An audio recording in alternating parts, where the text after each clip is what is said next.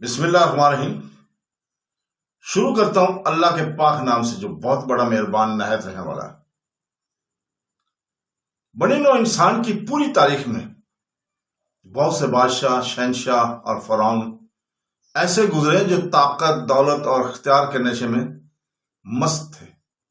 انہیں اپنی سلطنتوں اور مال اور دولت پر اتنا غرور ہوا کہ وہ اللہ تعالیٰ کے بندوں کی اپنی اصل حیثیت کو بھول گئے۔ ان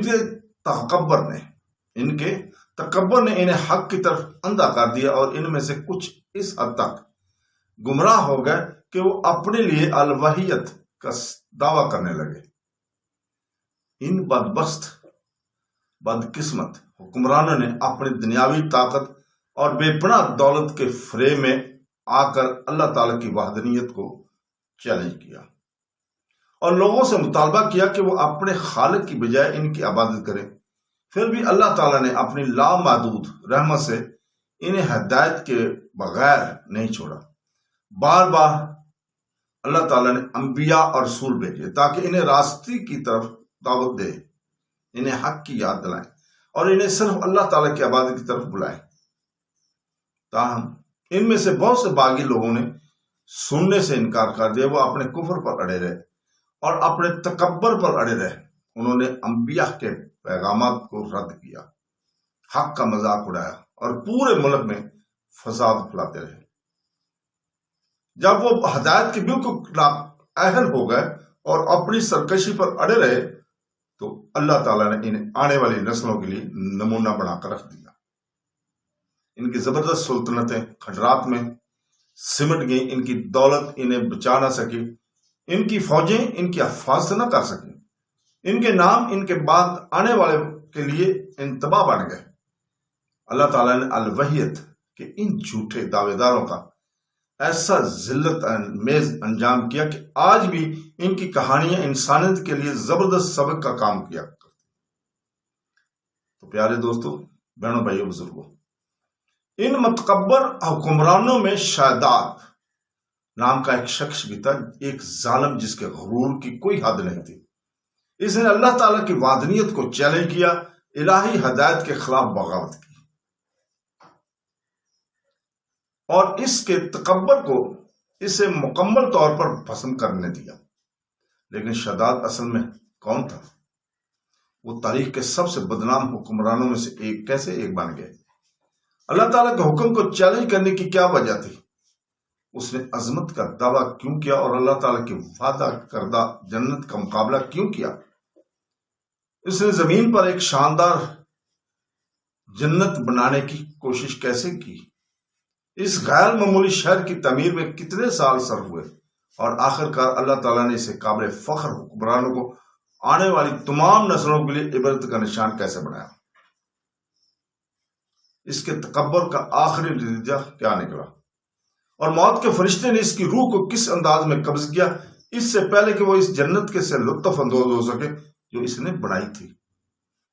تو پیارے دوستو، آج کی اس ویڈیو میں ہم ان تمام سوالات کے جوابات دیں گے اور شاداد کی دلچسپ کہانی کو اسلامی تاریخی روایت کے روشنی میں دیکھیں گے۔ اس لیے میری آپ سب سے عاجزانہ گزارش ہے کہ اس ویڈیو کو آخر تک ضرور دیکھیں۔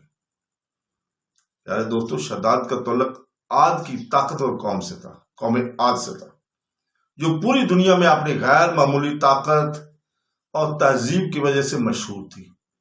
قوم عاد کا تذکرہ قرآن پاک میں آیا ہے اور اللہ تعالیٰ نے انہیں ان کے زمانے کے کسی دوسرے کے برعکس ایک قوم قرار دیا۔ اللہ تعالیٰ نے انہیں جسمانی قوت، بے پناہ دولت، زرخیز زمینوں اور شاندار تعمیرات سے نوازا۔ ان کی تہذیب قدیم دنیا کی سب سے ترقی یافتہ اور طاقتور تہذیبوں میں سے ایک تھی۔ قوم عاد کے لوگ ایک ایسے علاقے میں رہتے تھے جسے احقاف کے نام سے جانا جاتا ہے۔ یہ ایک ایسی سرزمین ہے جس کی خصوصیت ریت کی وسیع ٹینوں اور لڑکھڑاتے صحراؤں میں سے ہے۔ تاریخی واقعات کے مطابق یہ خطہ موجودہ یمن اور عمان کے درمیان واقع تھا۔ یہ بے پناہ خوبصورتی قدرتی وسائل کی جگہ تھی۔ قوم عاد کے لوگ بہت زیادہ بارش، زرخیز باغات، پھلتی پھولتی زراعت اور مویشیوں کے بے شمار ریوڑ سے لطف اندوز ہو رہتے تھے۔ ان کی زمینوں میں میٹھا پانی بہتا تھا، ہر طرف سے خوشحالی نے انہیں گھیر رکھا تھا۔ یہ اللہ تعالیٰ کا خاص کرم تھا، اس نے انہیں طاقت، دولت اور تصور سے باہر اختیار سے نوازا تھا۔ اس کے باوجود وہ اپنے خالق کا شکریہ ادا کرنے کے بجائے مغرور اور متکبر ہو گئے۔ ان کے دل اللہ تعالیٰ سے ہٹ گئے اور وہ بتوں اور چھوٹے معبودوں کی پرستش کرنے لگے۔ جیسے جیسے ان میں فساد بڑھتا گیا، اللہ تعالیٰ نے اپنے نبی حضرت ہود علیہ السلام کو بھیجا تاکہ انہیں صراط مستقیم کی طرف لائے۔ حضرت ہود علیہ السلام نے ایمانداری کے ساتھ اللہ تعالیٰ کا پیغام پہنچایا، اس لیے اپنے لوگوں کو بتوں کی پرستش کرنے اور ایک سچے خدا کی عبادت کے لیے اپنے آپ کو جمع کرنے کی دعوت دی۔ دن رات حضرت ہود علیہ السلام انہیں نصیحت کرتے رہے، انہیں اللہ تعالیٰ کی نعمتیں یاد دلائی اور نافرمانی کے نتائج سے خبردار کیا۔ اس نے انہیں استغفار کرنے اور راست بازی کی طرف لوٹنے کی تلقین کی۔ بدقسمتی سے قوم عاد کے اکثر لوگوں نے ان کے پیغام کو جھٹلایا، حضرت ہود علیہ السلام کے پیغام کو جھٹلایا۔ انہوں نے حق کو قبول کرنے کی بجائے حضرت ہود علیہ السلام کا مذاق اڑایا اور ان کی تنبیہات کا مذاق اڑایا، اور اپنے آپ کو اتنا طاقتور سمجھتے تھے کہ سزا نہیں دی جا سکتی تھی اور شکست کھانے کے لیے بہت طاقتور۔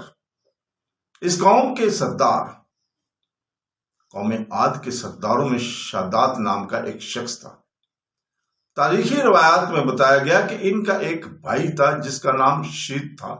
ابتدا میں شداد نے سلطنت پر حکومت کی، لیکن اس کی موت کے بعد شداد کو تخت وراثت میں ملا اور وہ قوم عاد کی وسیع سلطنت کا حکمران بن گیا۔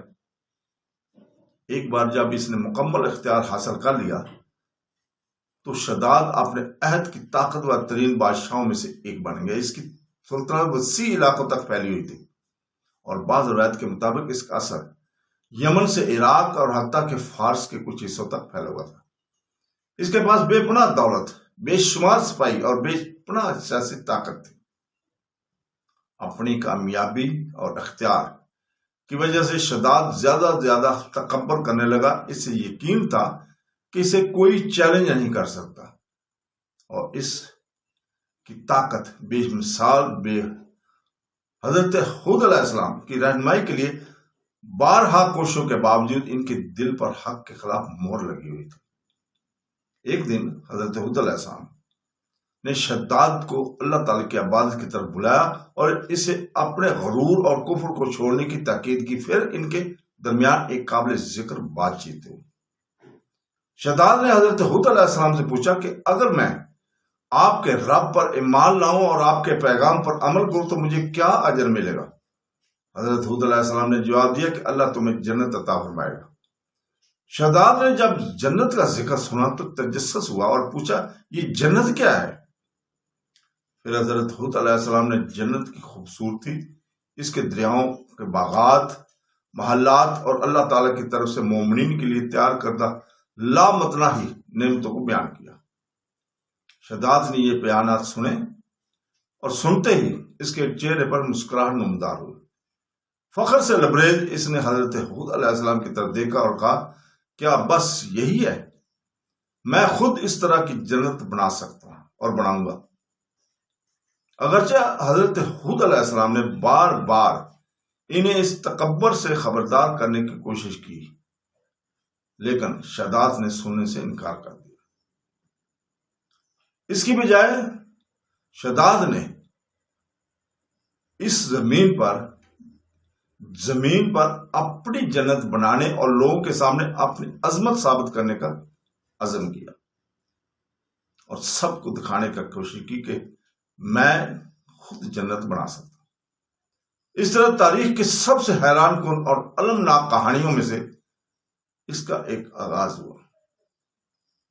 شداد نے اس روح زمین پر جنت بنائی جس کا نام اس نے جنت رکھا، لیکن وہ جھوٹی جنت تھی، لیکن اس کو اس میں رہنا نصیب نہ ہوا۔